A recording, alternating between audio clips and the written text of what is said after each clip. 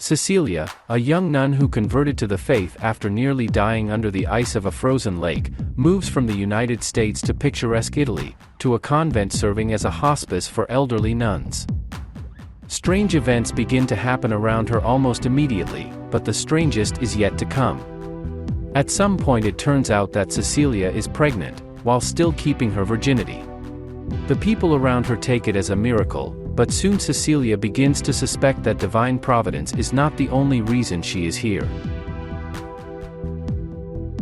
One of the main tasks in constructing a horror movie is the right conflict.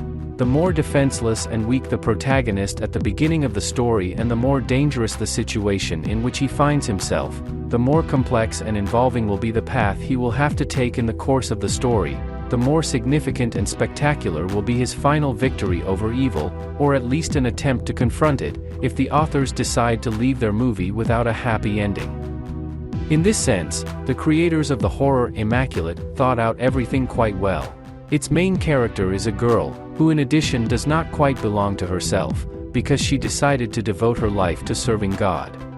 Everything around her contributes to the suppression of her will, her freedom of choice, starting with the pressurizing walls of a Gothic convent and authoritarian mentors, and ending with the very meaning of religious obedience, the abandonment of her own self for a higher purpose under the weight of centuries-old traditions. Sidney Sweeney, who plays the main role here, is a full-fledged international star, and she was the key driver of this movie. The first attempt to launch it was made a decade ago. 17-year-old Sweeney auditioned, but the project fell apart before it reached filming stage. Having already gained weight and authority in the industry, Sweeney returned to it many years later as a producer, and it was she who brought it to the screen, reworking the script for herself and inviting director Michael Mohan, with whom she had already crossed paths on the drama, The Voyeurs.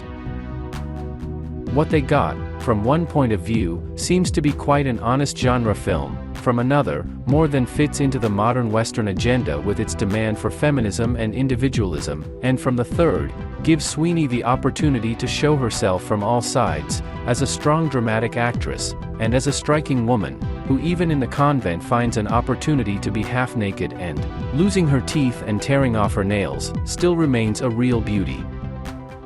If all this is new and original is another question, and there is not much point in dwelling on it. In short, not much, and many things here, for example, are borrowed from classic Italian horror films. But, at the same time, Immaculate has a finale with very charged message, relevant to the Western world, and there is a confident adherence to the rules of the genre, including regular plot twists, beautifully shot locations, quite efficient screamers and brutal bloody scenes. With the tasks of entertaining and educating, Immaculate copes confidently. Whether it is enough is a question that everyone must answer for himself.